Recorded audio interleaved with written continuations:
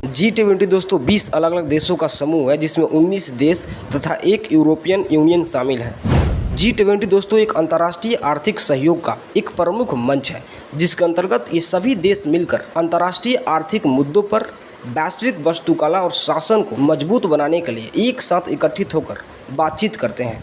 भारत के पास 1 दिसंबर 2022 से 30 दिसंबर 2022 तक G20 की अध्यक्षता है, जिसकी मीटिंग आज यानी 10 सितंबर 2023 को अभी दिल्ली में चल रही है। लेकिन दोस्तों G20 की हिस्ट्री की शुरुआत होती है 1999 से, जब इसकी पहली बार स्थापना हुई थी। उस वक्त इसको G7 कहा जाता था क्योंकि 7 ही कंट्री उसमें इंक्लूड थे: United state, Japan, Germany, United kingdom, France, Italy और कनाडा। बाद में रसिया भी इंक्लूड हुआ जब इसको G8 कहा गया। जब एशियन फाइनेंशियल क्राइसिस 1999 में हुआ, इसके बाद से ये अस्तित्व में आया, लेकिन उस वक्त इसे G7 कहा जाता था। उस वक्त बस इतना ही तक ये सीमित था कि वित्त मंत्री और केंद्रीय बैंक के गवर्नर ही वैश्विक आर्थिक मुद्दों पर विचार करते थे, सिर्फ फाइनेंस मिनिस्टर और सेंट्रल बैंक के गवर्नर ही।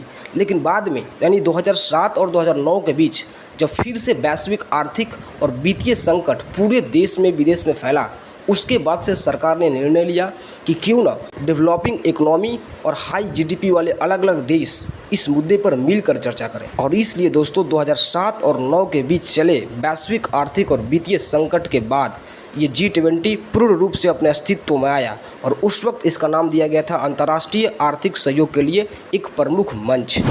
G20 दोस्तों हर साल आयोजित होता है अलग अलग देशों की अध्यक्षता के रूप में।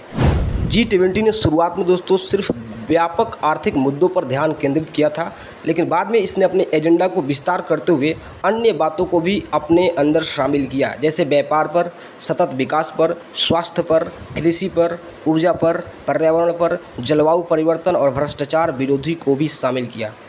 जैसा कि दोस्तों मैंने वीडियो को शुरू में ही बताया कि G20 20 अलग अलग देशों का समूह है जिसमें 19 देश यानी अर्जेंटीना, ऑस्ट्रेलिया, ब्राज़ील, कनाडा, चीन, France, Germany, Bharat, Indonesia, Italy, Japan, Korea, Mexico, रूस, सऊदी अरब, दक्षिण अफ्रीका, तुर्की, यूनाइटेड किंगडम और यूनाइटेड स्टेट ऑफ अमेरिका शामिल है। साथ ही यूरोपीय यूनियन भी इसमें शामिल है। G20 के ये सारे सदस्य वैश्विक सकल घरेलू उत्पाद का लगभग 85% और वैश्विक व्यापार का 75% से अधिक और विश्व जनसंख्या का लगभग 2/3 जनसंख्या के साथ प्रतिनिधित्व कर रहे हैं। सबका साथ, सबका विकास, सबका विश्वास, सबका प्रयास का मंत्र हम सभी के लिए एक पथ प्रदर्शक बन सकता है।